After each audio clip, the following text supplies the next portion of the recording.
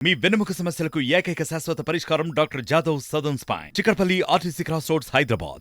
So people who are అంటే ఎవరైతే money బ్యాంక్‌లో సేవ్ చేసే పర్సన్స్ ఉంటారో, how can they trust this type of this is completely like ఆన్‌లైనే మీకు.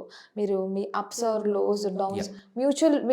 Mutual funds will take care of everything. దానిలో ఏమైనా ప్రాబ్లమ్ వచ్చినా. But how can we trust thought? Because it is completely online only.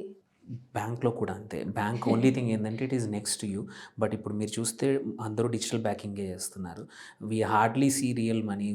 తక్కువ ఇప్పుడు మీరు నెలకు ఒక 20,000 ఖర్చు పెడితే హార్డ్‌లీ ఒక 2, 3 వేల రూపాయలే కరెన్సీ వాడుతున్నాం. Yeah! And very rarely we are going to bank. అవసరం లేదు. మనకు బ్యాంక్‌కి వెళ్ళకుండానే అన్ని సర్వీస్. సేమ్ మ్యూచువల్ ఫండ్ కూడా మీరు ఇన్వెస్ట్ చేశారంటే it's linked to your bank account. Okay. So మీరు పెట్టడం మీ బ్యాంక్ అకౌంట్ నుంచి వెళ్తాయి.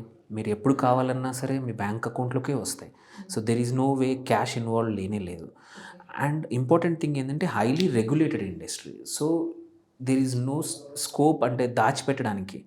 ఇప్పుడు కొన్ని అన్‌రెగ్యులేటెడ్ ఇన్వెస్ట్‌మెంట్స్ ఉంటాయి. చిట్స్ అంటారు, లేకపోతే కొన్ని స్కీమ్స్ ఉంటాయి.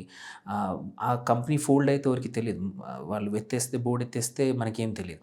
వేరాజ్ మ్యూచువల్ ఫండ్‌లో అట్లా కాదు. దెర్ ఆర్ వేరియస్ వేస్ అనమాట. ఫండ్ మేనేజ్ చేసే కంపెనీ ఒకటి, వాటిని సూపర్వైజ్ చేసే టీం వేరే ఉంటుంది.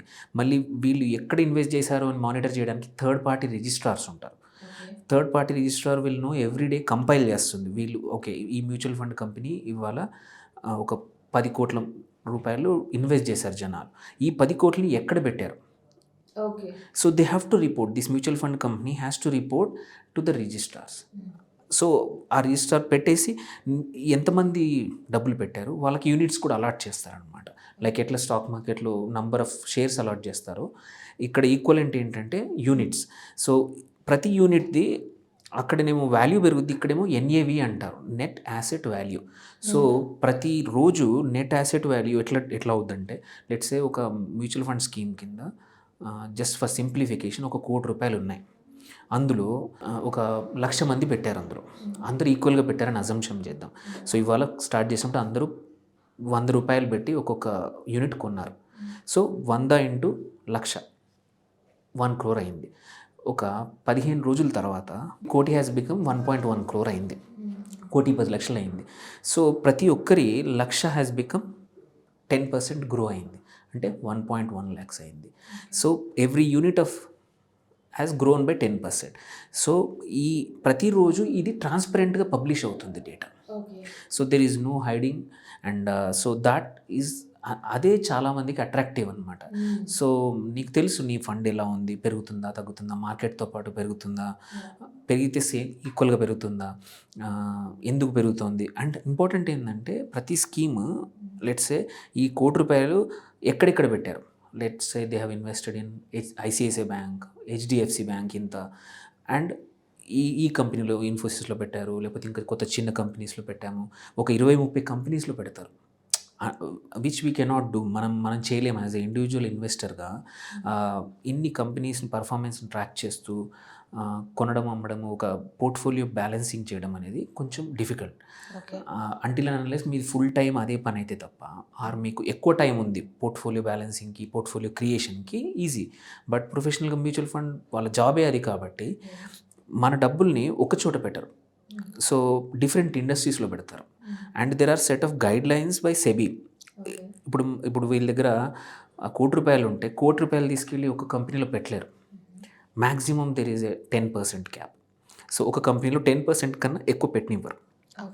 There by even if something happens to that company, ఈ 1 crore లెట్స్ సే ఈ 10% పెట్టారు అంటే 10 లక్షలు పెట్టారు. సంథింగ్ ప్రాబ్లం వచ్చింది ఆ స్టాక్కి, దట్ హ్యాస్ ఫాలెన్ 20% తగ్గింది. అంటే ఎంత అవుతుంది? 8 లక్షలు తగ్గింది. 8 లక్షలు అయింది అంటే 2 లక్షలు లాస్ అయింది. బట్ రెస్ట్ ఆఫ్ ద 10-12 కంపెనీస్లో ఆ రోజు తగ్గలేదనుకో, మీది 1 crore అలాగే ఉంది. That way so they build the portfolio such a way that it won't fall huge. అదే ఇండివిజువల్గా అనుకోండి, మీరు అన్నీ ఒక 3 స్టాక్లు పెట్టారు, ఒకటి పడిపోయింది ఒక 20%, సడన్గా మీ ₹1,00,000 విల్ బికమ్ 80,000 అవుద్ది. That won't be there in the case of mutual funds because they diversify your investment into multiple companies. మీరు ఇప్పుడు చూసుకుంటే యావరేజ్ తీసుకుంటే 25 నుంచి 30 డిఫరెంట్ స్టాక్స్లో పెడతారు. And also usually most of the mutual fund schemes ఏం చేస్తాయంటే 5 to 10% they SIT on cash అంటారు. ఎందుకంటే మంచి ఆపర్చునిటీ, వాళ్ళు ఒక కంపెనీని ట్రాక్ చేస్తున్నారు. So that company is doing well, but ఎప్పుడు పెడదామో తెలీదు. ఒక్కోసారి సడన్గా కొంచెం కరెక్షన్ వచ్చింది, they invest. So because it is good point అన్నప్పుడు. సో ఆల్వేస్, అండ్ ఆల్సో సడన్గా ఇన్వెస్టర్స్కి డబ్బులు కూడా అవసరం రావచ్చు. ఓకే. వాళ్ళకి ఇవ్వాలంటే సెల్ చేసి ఇవ్వాలి, దాని బదులు కొంచెం పోర్షన్ క్యాష్లో కూడా ఉంచుకుంటారు. ఓకే.